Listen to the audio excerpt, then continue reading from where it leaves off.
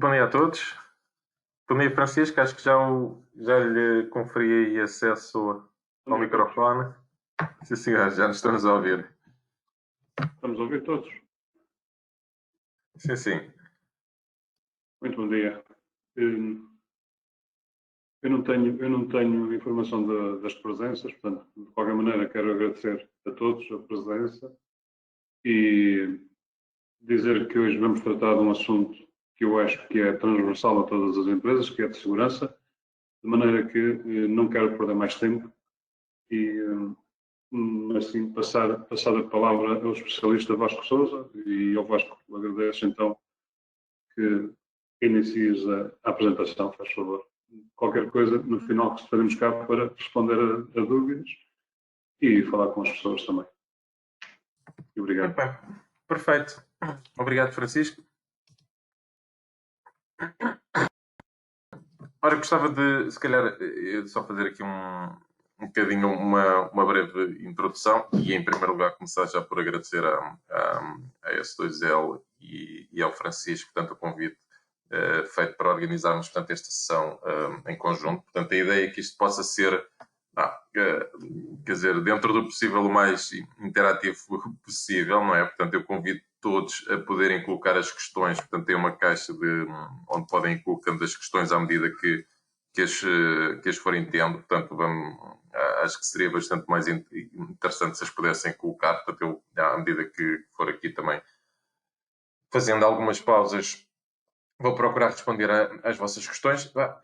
Tentem também, quer dizer, usufruir o máximo e ter ao máximo partido desta sessão. Portanto, a ideia é que ser o mínimo, não ser propriamente muito técnico. A ideia e da conversa que tivemos, portanto, era de facto podermos sensibilizar aqui para algumas temáticas, nomeadamente a questão da segurança dos dados, a questão dos riscos, nomeadamente riscos de ataques cibernéticos, que muitas vezes nos parece assim uma realidade distante, mas não é uma realidade assim tão distante quanto isso. Portanto, acontecem todos os dias em empresas cá em Portugal e portanto, não, é também algo que temos que observar. E aqui também algumas formas tanto de prevenir como de remediar. O meu nome é Vasco Sousa, portanto, eu sou o Channel Manager para Portugal e Espanha da Storagecraft portanto, vamos então dar início aqui a esta sessão. Eu creio que todos conseguem ver a partilha do meu ecrã. Portanto, só, sim, muito rápido, quem é que é a Storagecraft? É uma empresa que foi fundada em 2003, a casa-mãe é norte-americana e nós em Portugal estamos presentes diretamente desde 2009. É uma empresa global. Ainda ontem anunciámos aqui a fusão com uma outra empresa que é a ArcServe e, portanto, que nos vai permitir acelerar o nosso crescimento e expansão. E algo que é muito importante para nós é, portanto, sermos uma empresa 100% apoiada no canal. O que é que eu quero dizer com isto? Portanto, apesar de sermos uma fabricante de soluções na área de backup, portanto, cópias de segurança, recuperação de desastre e gestão de dados, todo o nosso negócio é apoiado 100% em parceiros de negócio, ou seja, compreendemos que não basta ter uma tecnologia, é preciso ter alguém próximo dos nossos clientes que conheça a sua realidade e a possa implementar da melhor forma e daí que tenhamos então parceiros como a S2L que nos ajudam a estar mais próximos e a conhecer a realidade dos nossos clientes. Ponto prévio, ou seja, eu queria fazer aqui um enquadramento, ou seja, quando falamos em Disaster Recovery, daqui esta sigla DRAS, ou seja, Disaster Recovery as a Service, o que é que basicamente estamos a falar? E, portanto, gostava de ter aqui alguns conceitos presentes, que é, quando falamos em informática, em sistemas informáticos, qual é que é o valor, que receitas é que uma empresa está a perder quando os seus equipamentos, os seus servidores mais importantes estão inativos. há muitas métricas que podemos fazer com isto. Portanto, podemos fazer uma métrica do género de qual é que é a faturação anual, quantas horas por ano é que uma empresa está a trabalhar e, portanto, ver qual é que é o custo por hora. Temos outras métricas na ótica dos custos, ou seja, se um servidor, se basicamente nós temos o nosso software de gestão num servidor e se não temos acesso ao software de gestão, pá, se calhar 80, 90% do nosso trabalho é impossível de fazer, não é? Uma vez que centralizamos ali tudo o que é o core da informação do nosso negócio. E, portanto, podemos fazer, quer dizer, o custo por colaborador por hora e o tempo que basicamente não estão produtivos por não terem acesso às ferramentas que lhes permitem trabalhar. Segunda questão. Quanto tempo é que vocês levariam a recuperar o seu servidor se ele tivesse uma falha? Seja uma falha de hardware, seja um software que fica corrompido ou seja mesmo numa situação mais grave em que sofra um ataque direcionado. E aqui a questão é, já alguma vez testaram? Quer dizer, se já alguma vez conseguiram testar e simular este tipo de recuperação. Isto leva-nos aqui a dois conceitos que se não levarem mais nada desta sessão, se não levarem outra coisa, gostava que levassem estes dois conceitos, que é RPO, que é a sigla em inglês para Recovery Point Objective, ou seja, o objetivo de ponto de recuperação. E RTO, Recovery Time Objective, ou seja, objetivo de tempo de recuperação. Se calhar começo pelo mais simples de explicar, que é o RTO. RTO, portanto, significa o meu servidor falhou agora, quanto tempo é que eu vou levar até ter aquele servidor novamente operacional? E quando eu falo em RTO, quando falamos nisto, falamos em termos abstratos, ou seja, não quer dizer que seja... falamos em abstrato, ou seja, quanto é que o meu negócio suporta de tempo de paragem, sem que isso se traduza em perdas demasiado grandes para aquilo que eu estou disposto a aceitar. Portanto, se eu tiver um armazém, se eu tiver numa indústria e que tenho o armazém parado 1 hora, pode ser crítico. Se tiver um negócio que, quer dizer, tenha de 4 ou 5 faturas por dia, se calhar é aceitável estar meio-dia ou um dia mesmo parado. Mas, portanto, isto é um conceito teórico e tem que ser definido em função do negócio e não em função da tecnologia e daquilo que vos permite. Portanto, isto todos vocês devem pensar. Qual é que é o tempo de paragem aceitável para o meu negócio? RPO é o segundo peso desta balança, que é: se eu tiver uma falha agora às 10 horas e 5 minutos, quantos dados é que eu estou disposto a perder? Ou seja, se eu só aceito perder dados de 1 hora, se eu posso aceitar ter que refazer a produção, quando falo em produção e criação de dados, portanto, em termos informáticos, de uma manhã, um dia, uma semana, ou seja, quanto atrás no tempo é que eu tenho que voltar. E, portanto, isto tem que estar alinhado com a política de cópias de segurança. Ou seja, eu não posso ser assim. Quero que o meu objetivo... Não posso perder mais do que 1 hora de dados e querer fazer backups uma vez por semana, só à sexta-feira, porque é quando ninguém está a trabalhar no servidor e, portanto, é quando fazer uma cópia de segurança me é permitido, digamos assim, sem perturbar os utilizadores. Portanto, RPO e FTO são conceitos importantes, agora são conceitos abstratos e variam em função do vosso negócio. Alguma dúvida relativamente a isto?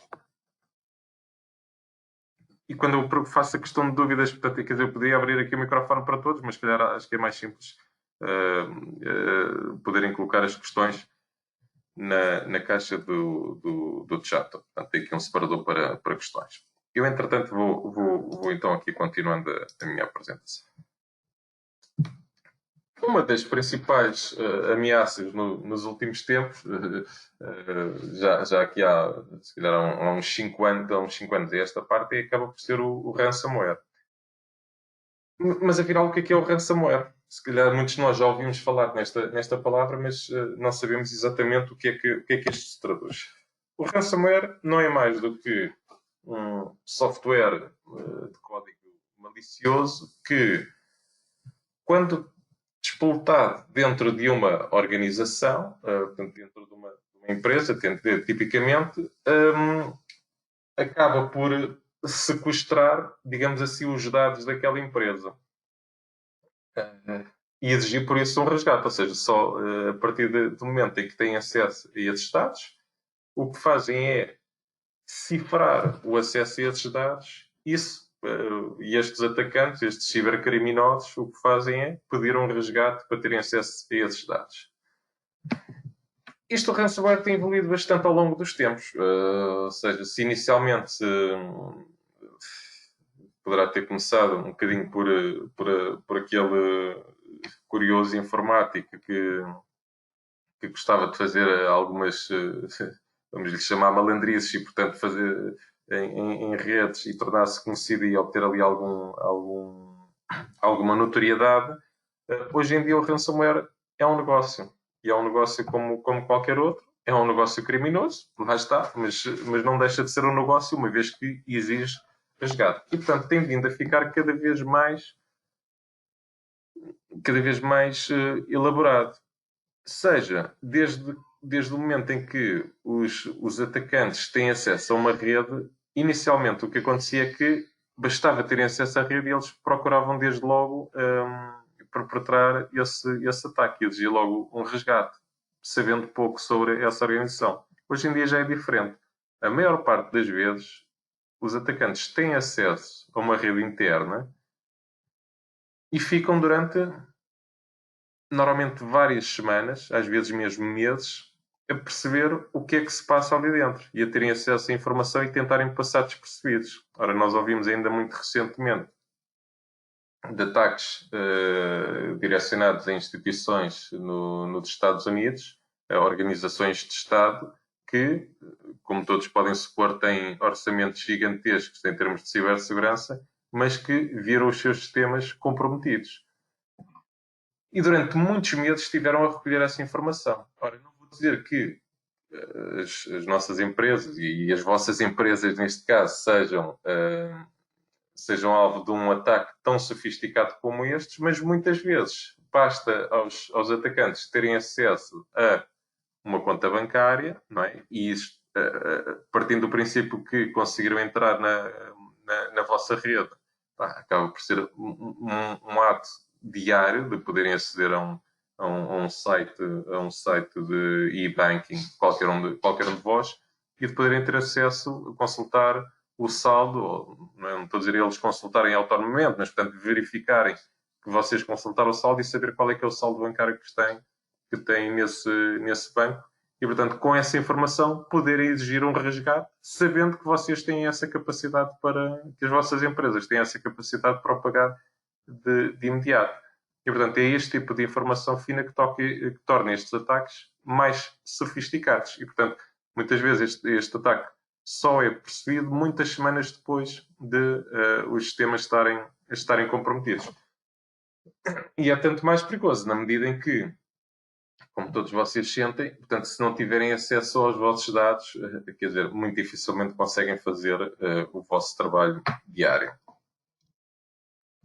Alguns factos sobre o ransomware.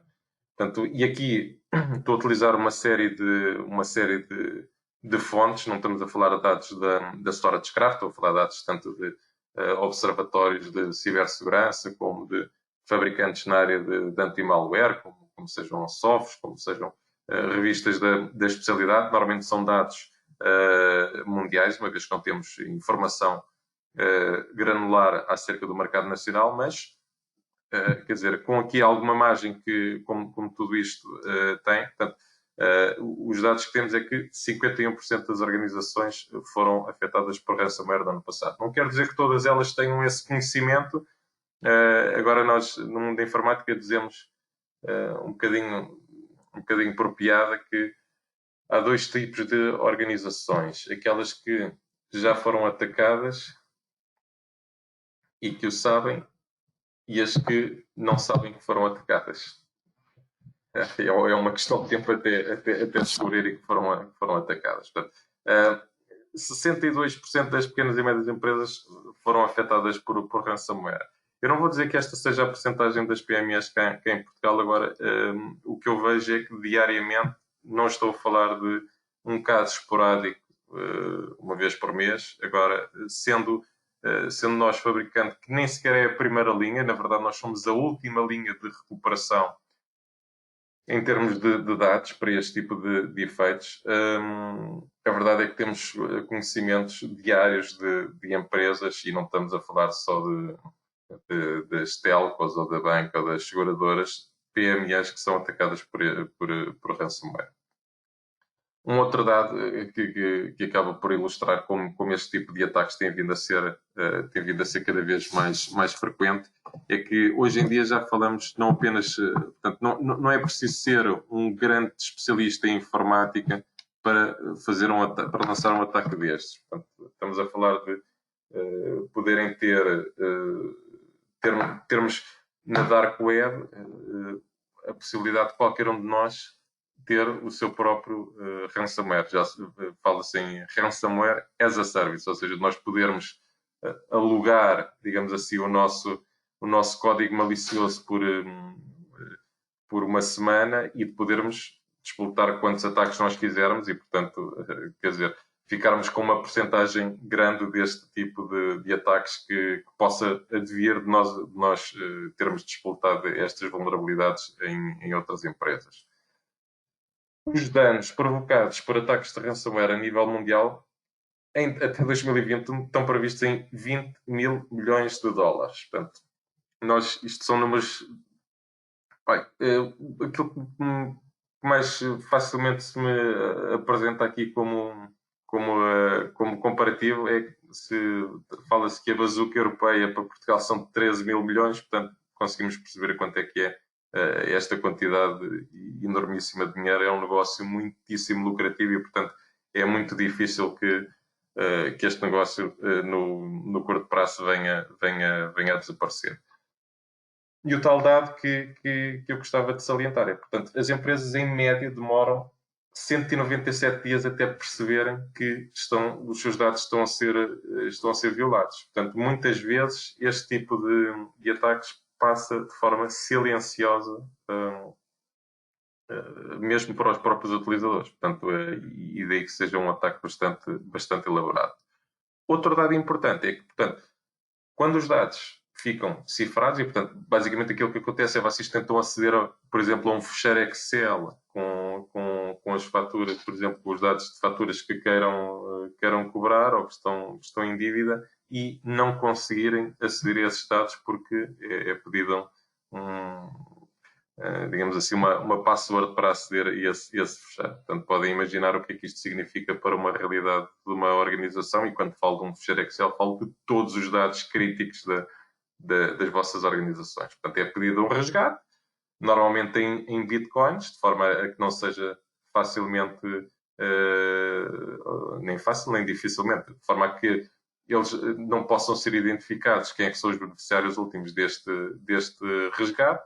E a verdade é que nós sugerimos sempre, apesar de uma posição um bocadinho confortável, que é que não paguem este resgate. O que é facto é que há empresas que não veem outra forma de o fazer, que não seja pagar esse resgate, mas a verdade é que 2/3 dessas empresas que pagam o resgate ainda assim não conseguiram recuperar os dados. E, portanto, em média, um ataque de ransomware transforma-se numa paragem de mais do que 2 semanas. Portanto, são dados que são impressionantes. De onde é que vêm estes ataques, maioritariamente? Portanto, estamos a falar do ransomware poder tirar partido daquilo que são os elos mais fracos de uma empresa, que, digamos assim, são os funcionários, quer dizer, são os humanos, na verdade. Essa aqui é a realidade. Portanto, eu posso ter todas as linhas de de perímetro, com inspeção de tráfego, com firewalls de última geração, com anti-malware, portanto, tudo isso. Mas a verdade é que se eu clicar num e-mail que é um e-mail malicioso e vai disputar a abertura de portas que permite então aos atacantes penetrarem naquilo que será um perímetro, que um perímetro hoje em dia é cada vez mais difuso, mas no perímetro de segurança de uma rede, de uma empresa. 39% das organizações afetadas por ransomware disseram que o ataque teve origem num e-mail. E quando falamos em e-mails, falamos, lá está, de e-mails que não são dirigidos para nós. Eu sei que nada é mais tentador, por exemplo, do que receber um e-mail que pode ser que diga folha de salários dos colaboradores da nossa empresa. Não é? Pode ser bastante tentador, ou pode ser também tentador clicar num link que diz vai receber uma encomenda da DHL hoje, ou a encomenda que não foi possível de ser entregue, clique no link para ver onde é que ela se encontra. Se eu não estou à espera do e-mail deste género, se eu não estou à espera de nenhuma encomenda da DHL, pá, não cliquem no e-mail. É tão simples quanto isto, porque pode lá estar dissimulado um código malicioso que depois vai permitir então estes ataques. 29% das empresas disseram que o ataque atingiu funcionários de nível inferior, ou seja, qualquer pessoa que esteja dentro da nossa organização deverá estar sensibilizada para os perigos deste tipo de ataques. 42%, portanto uma porcentagem ainda maior, foi funcionários de nível intermédio. E para ilustrar aqui o desconhecimento, especificamente no mercado do Reino Unido, 76% das pessoas disseram que não sabem o que é o ransomware. Ou seja, qualquer pessoa pode ser, digamos assim, a pessoa que abre as portas da nossa empresa e, portanto, acaba por ser uma responsabilidade de todos e, portanto, todos os colaboradores devem estar sensibilizados para este tipo de ameaças. Falando especificamente daquilo que é o custo de paragem, e não estou a falar dos custos de ransomware, neste momento estou a falar do custo de paragem da empresa, porque, convenhamos, uma coisa é o resgate que é exigido, outra coisa é aquilo que eu deixo de receber como uma organização que está orientada para cumprir a sua missão e para gerar receita. Portanto, tudo isso, o custo simplesmente de estarmos parados por hora. Não queria focar aqui muito nos números, se é mais dólar, menos dólar, mais euro, menos euro, mas a verdade é que seja uma empresa grande, seja uma empresa pequena, o custo de estar parado é esmagador e, portanto, dói sempre a qualquer organização. Se considerarmos que, para além de eu estar parado, implica prejuízos, o tempo que eu vou levar a recuperar e a restabelecer os meus serviços também significa um custo acrescido. Estamos a falar de um custo de paragem muito elevado para uma empresa. E gostava que vocês fizessem estas contas. Já vos dei aqui algumas ideias de como podem fazer. Pode ser simplesmente dividirem as receitas anuais pelo número de horas de produção e isso dar-vos a perda de receitas horária. Ou podem, por outro lado, ver qual é que é o custo dos colaboradores não poderem produzir durante uma hora, 4 horas, 8 horas, aquilo que vocês considerarem ser o tempo para simular isso. Como é que podemos prevenir? Alguns passos. Primeira coisa será, lá está, e uma vez que foi identificado como sendo o principal fator, portanto, os colaboradores, boas práticas a aplicar. Portanto, analisar, em primeiro lugar, isto a nível, portanto, dos sistemas, as ligações incluídas, portanto, os links incluídos nos e-mails, e não abrir anexos que não estejamos à espera, portanto, que não me foram solicitados. Transferir site, ou seja, fazer download de sites apenas de sites, de software apenas de sites que vocês conhecem e que são confiáveis. Ter demasiado cuidado, ou seja, cuidados redobrados quando falamos de software gratuito. E, sempre que possível, correr, portanto, um verificador da integridade desse software ou de uma assinatura digital antes de os executar. E investir na formação.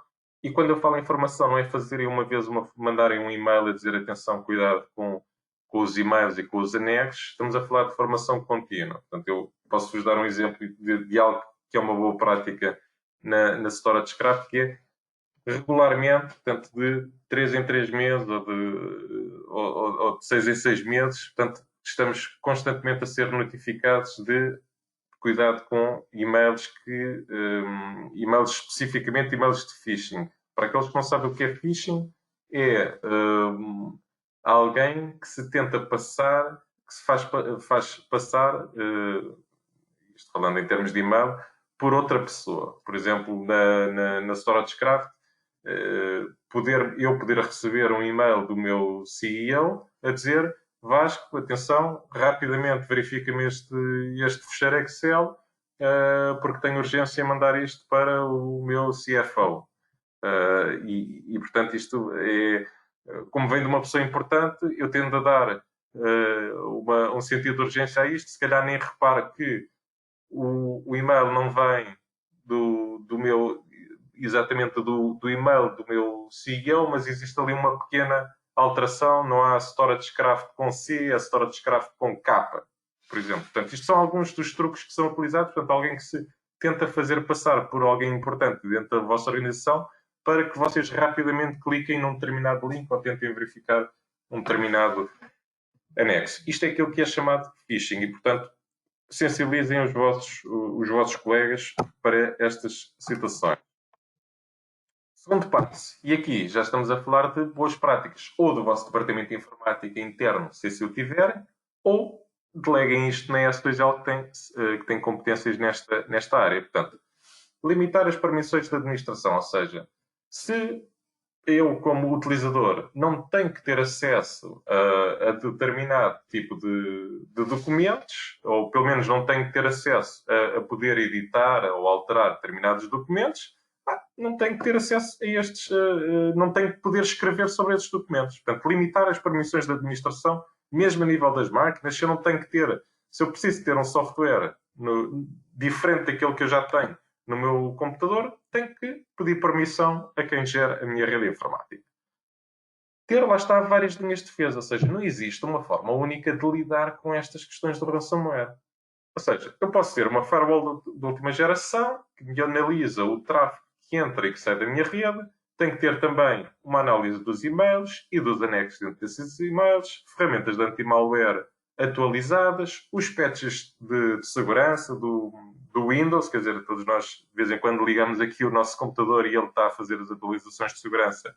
Apesar de ser aborrecido, é algo que é muito importante. Portanto, se eu tiver software que está desatualizado, muito provavelmente não tem as últimas configurações de segurança e, portanto, que são vulnerabilidades que são muitas vezes exploradas por estes atacantes.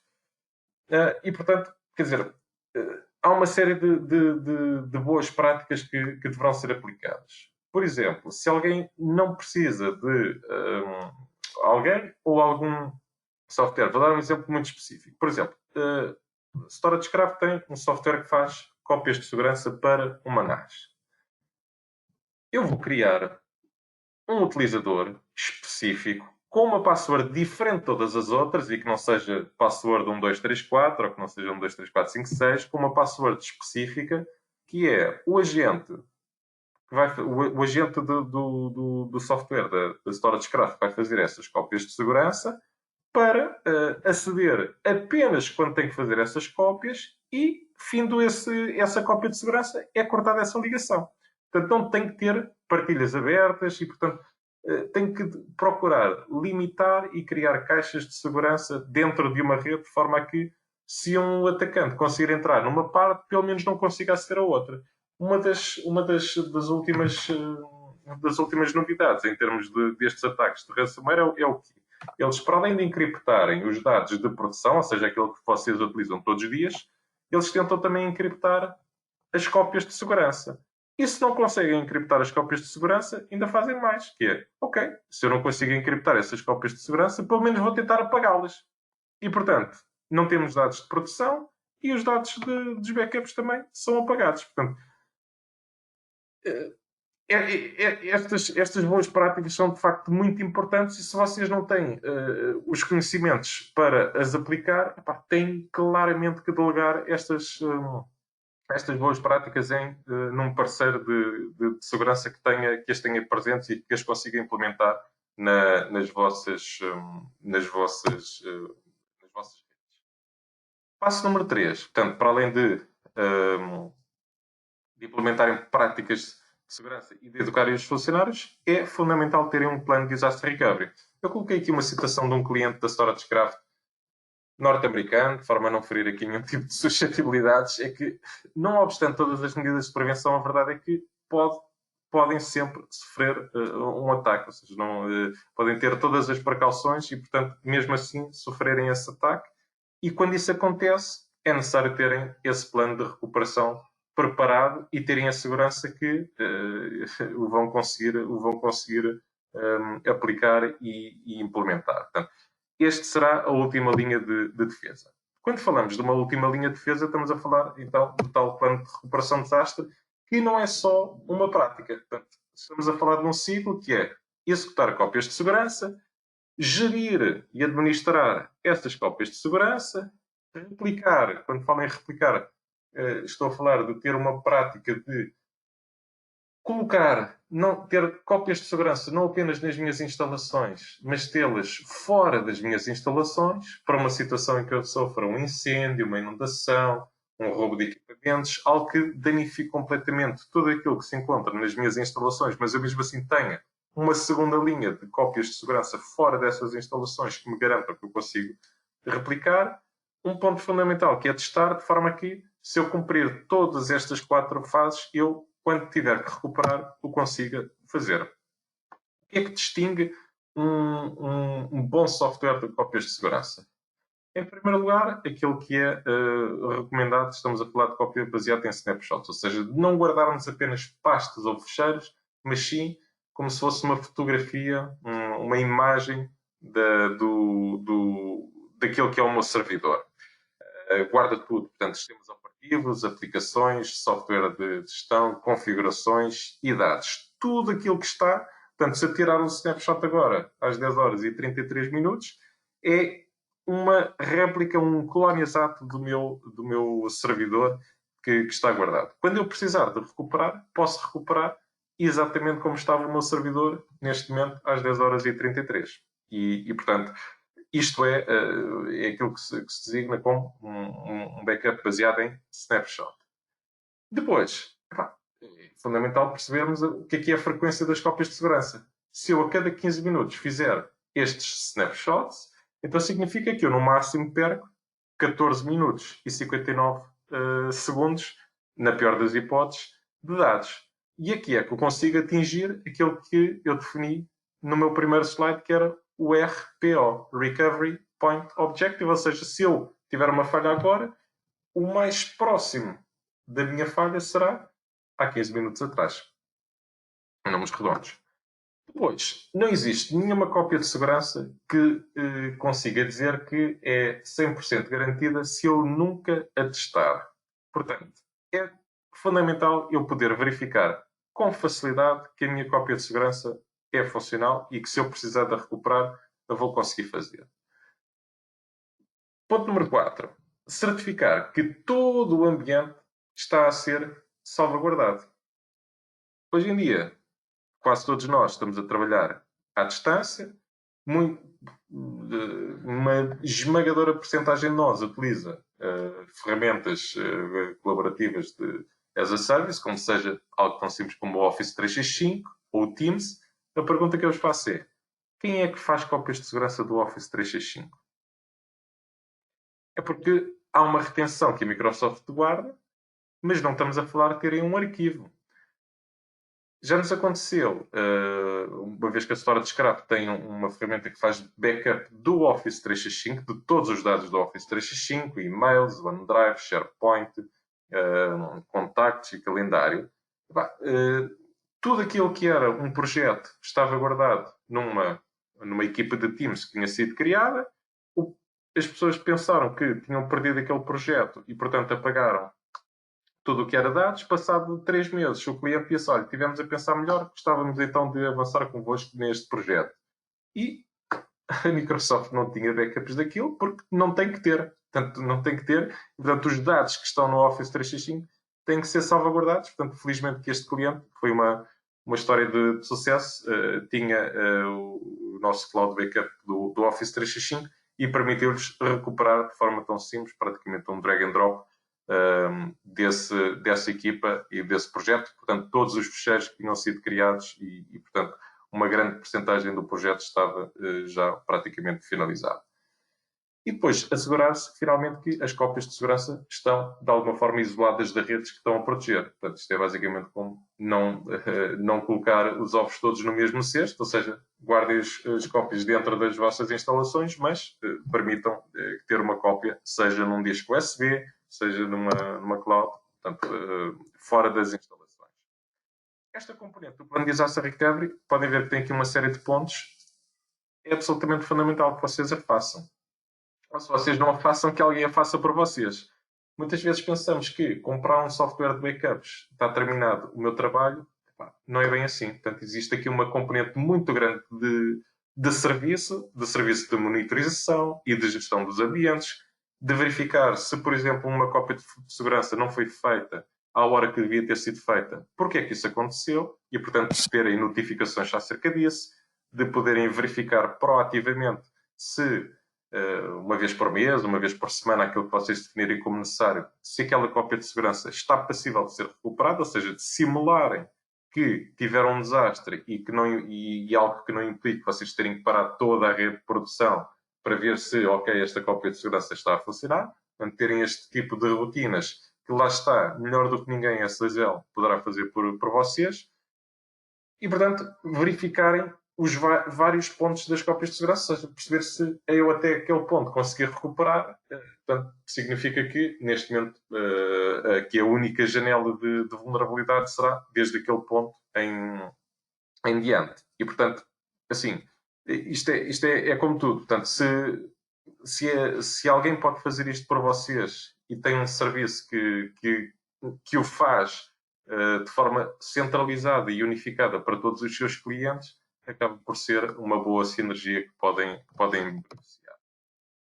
A replicação externa, portanto, lá está, já falei sobre isto, portanto gostava só aqui de aflorar. Portanto, numa situação em que vocês guardem as cópias de segurança apenas para um NAS local que se encontra na mesma rede do vosso servidor, num ataque que seja de ransomware, que seja particularmente destrutivo, essas cópias de segurança podem também elas ser comprometidas. Portanto, hoje em dia praticamente não é uma opção fazer uma replicação externa, ou seja, ter uma cópia de segurança alojada fora das instalações da empresa. E quando falo fora, há várias opções. Pode ser um escritório remoto, portanto, se tiverem sede e filial, portanto, em Viseu, em Lisboa, no Porto, portanto, poderem sincronizar os dados de um lado para o outro.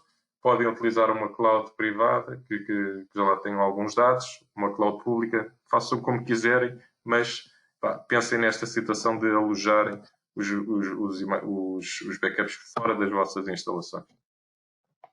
Finalmente, testar não é uma opção.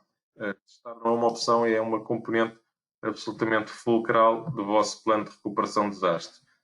Com isto conseguem confirmar se existem corrupção de dados, se os sistemas estão recuperáveis, portanto, rapidamente poderem fazer um simulacro de uma recuperação, aquilo que nós chamamos de uma sandbox virtual, portanto, poderem levantar uma máquina virtual a partir do vosso fecheiro de backup e ver se o vosso servidor tem lá os dados todos e que está passível de ser recuperado. E é algo que deve ser feito regularmente, portanto, porque só assim é que eu posso assegurar que efetivamente não vou perder dados. E outra coisa que é, estes testes vão me permitir verificar não só se os dados vão funcionar, mas também se os meus objetivos de tempo de recuperação, o outro conceito que é, pegar o meu servidor agora, quanto tempo é que eu vou levar até recuperar o meu servidor, se os vossos objetivos estão alinhados com aquilo que é a realidade. Ou seja, vocês podem definir assim, eu quero um RTO de 1 hora, ou seja, não admito que possa estar mais do que 1 hora o meu servidor parado, mas depois quando vão a testar, quer dizer, se tem uma rede muito lenta, se os discos são antigos, se o servidor de recuperação ou a máquina de recuperação é uma máquina que não tem essa capacidade de, se calhar, quando vão a testar o plano de recuperação, se calhar demoram 4 horas a recuperar. E então aí têm que alinhar, ou acharem que o RTO deve ser mais flexível, ou então investirem em algo que vos permita alinhar isto com os vossos objetivos de tempo de recuperação. Finalmente, devem ter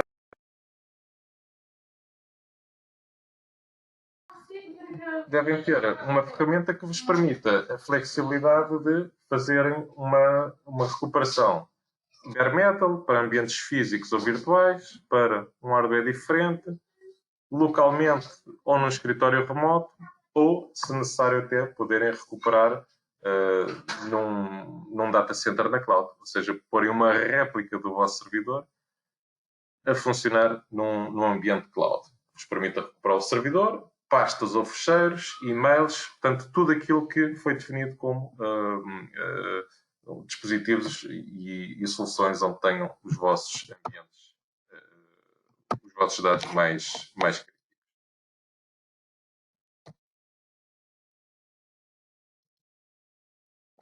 Tudo isto faz o ciclo que chamamos a solução de recuperação. Portanto, o backup é apenas um destes componentes e o objetivo final é a recuperação. Nós temos muitas vezes por um bocadinho por graça, mas não deixa de ser realidade. Quer dizer, um backup, uma cópia de segurança, não é mais do que uma promessa de recuperação. Portanto, o objetivo final é que seja recuperado e para que isso seja mesmo possível é preciso cumprirmos todos os requisitos para minimizarmos, portanto, aqui a possibilidade de não conseguirmos recuperar. Como é que o fazemos? A nossa tecnologia da storage scrap, portanto, basicamente procura ser simples e fiável, portanto, muito fácil de implementar, permite que parceiros externos, como sejam a S3L, possam monitorizar remotamente as vossas infraestruturas de forma central, permite-vos a sincronização off-site e, portanto, temos uma série de tecnologias que permitem testes, recuperação rápida de servidores para ambientes virtuais, físicos, portanto, em termos tecnológicos, não vale a pena também aqui abordar muito mais do que isto. A solução S2L Storage Scrap junta, porquê? Quais é que são as razões? Portanto, combina a tecnologia que é disponibilizada pela Storage Scrap com o conhecimento óbvio das especificidades de cada um dos vossos negócios e de cada infraestrutura. Melhor do que ninguém, eles poder-vos aconselhar aquilo que será a solução modular para cada um dos vossos negócios.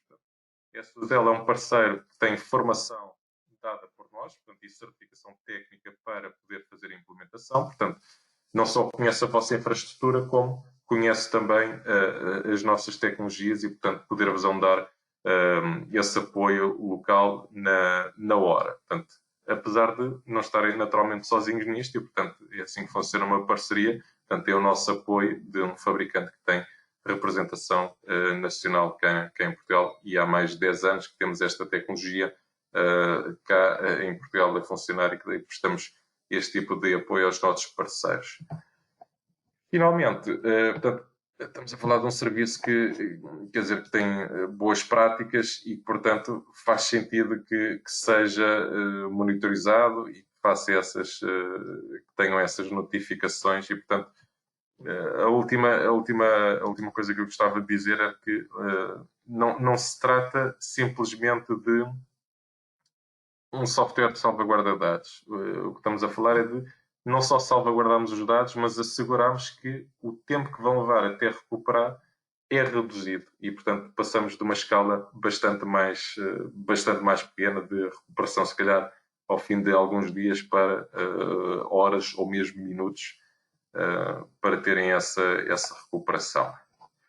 Dito isto, deixava em aberto aqui a possibilidade de colocarem algumas questões. Eu pareci-me ver aqui alguém a levantar a mão, mas não sei se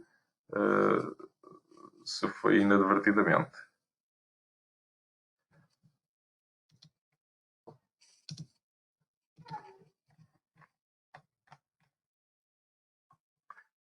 Francisco, eu se calhar deixava também o Francisco aqui intervir. Já lhe tirei aqui o microfone do silêncio, se quiser. Sim, Vasco, obrigado. Antes de mais nada, obrigado por esta excelente apresentação. e dizer aos presentes que nós estamos, em conjunto, StorageCraft e S10L, estamos dispostos e disponíveis para os ajudar em implementações desta solução. Portanto, sim, algo que eu posso. estamos abertos também. Francisco, desculpa aqui acrescentar isto. Se calhar, só queria dizer que não estamos aqui a falar de soluções na casa dos milhares de euros, nada disso. Portanto, existem modelos que podem ser adequados a cada um de vocês e, portanto, se não é algo que vocês queiram fazer como uma solução-chave na mão em que tem que adquirir um software, existem outras modalidades de subscrição que, quer dizer, vos permitem ter uma tesouraria relativamente aliviada e, portanto, ser um pagamento por serviço, não é verdade? Desculpa lá interromper. Basicamente está tudo dito, portanto, resta. Não sei se há perguntas no chat, não há perguntas, eu estive a ver, portanto, não havendo perguntas, resta agradecer aos presentes, agradecer também ao Vasco Sousa pela excelente apresentação e dizer mais uma vez que estamos disponíveis para ajudar os nossos clientes e não só na implementação de soluções de segurança. Obrigado a todos, bom dia e um resto de boa semana. Vasco, passo a palavra. Muito bem, muito obrigado. Eu estou aqui a ver. Uma das questões é que se conseguem rever o webinar. Sim, o webinar está a ser automaticamente gravado, portanto, depois iremos enviar um link para poderem fazer a revisão desta gravação. E, portanto, tem isso disponível. E nós vamos na nossa página, portanto, poderão encontrar este webinar depois, daqui por 2, 3 dias, não faço ideia, mas por aí, em www.s2l.pt. Muito bem, perfeito. Obrigado a todos. Francisco, muito obrigado aí pelo vosso convite e pela colaboração. Obrigado então, Vasco. E bom dia para todos. Sim.